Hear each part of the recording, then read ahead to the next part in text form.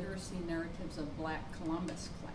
Okay. And in that class, we have teams of undergraduate and graduate students who team with a community member in a Black Columbus neighborhood. And they go out into these neighborhoods and interview individuals about their reading or composing processes or experiences,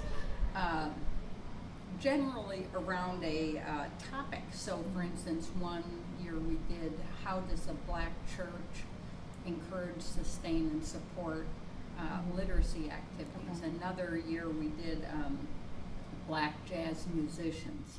Another year we did teachers and how Black teachers work with kids in schools. So in those situations, we have students, I have students create questions, go out and do interviews, record those interviews, bring back the narrative, trim up the narrative so that it's ready to be entered into the DALN. Then once we have like 10, 15 of those narratives, I ask them to use those narratives as primary source materials and to do a research project on what they see in those narratives. What are the trends? What are the patterns? What are the contrasts or the things that they see that are important that run through those 15 narratives. And so it becomes a research project, but they have collected the primary source materials, and then they write about, they do the research project, they explain what they found, they reflect on what they found, they talk about its salience, they use outside sources to support and explain what they found.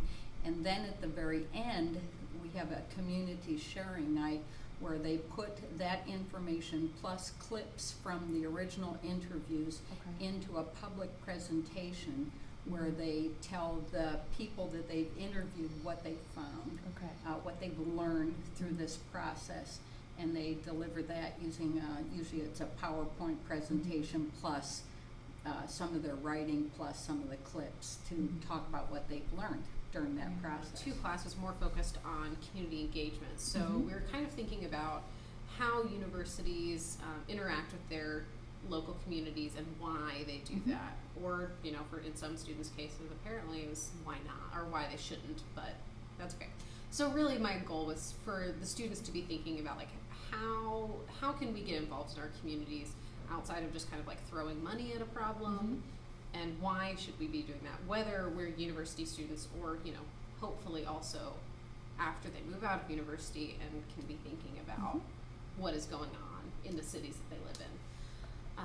So for that project, they all chose a community issue and a community organization in Louisville where they had to think about how some sort of issue, which might have been as broad as homelessness, all of it, or I'm trying to think of a really, most of them ended up being pretty broad. So or sustainability. Someone was talking very specifically about like specific measures that Louisville had taken to become a more sustainable city.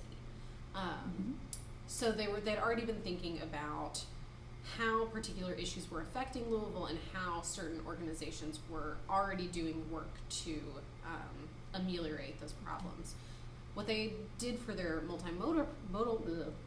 their digital projects was to construct a video sort of in the Kickstarter format. So as if they were asking other students to get involved or just to know more about whatever issue. Or informational.